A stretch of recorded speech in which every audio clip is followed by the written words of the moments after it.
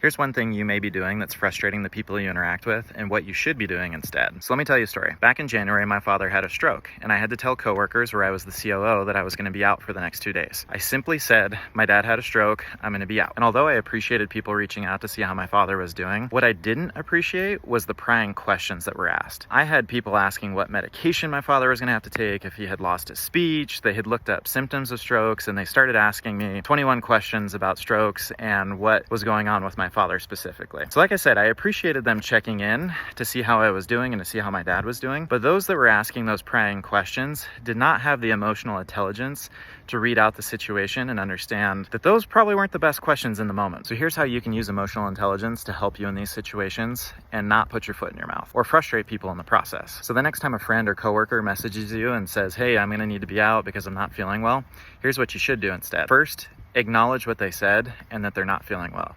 Second, show empathy. Oh man, that sucks. I'm so sorry to hear that. And third, wish them well.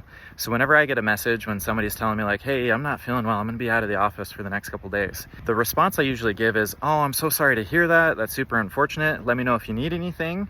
And I hope you get feeling better. That's an appropriate message. What I don't do is pry into the details and ask them what kind of sickness they have. Because if How I Met Your Mother's taught me anything, they're not gonna give you a straight answer if it's something embarrassing.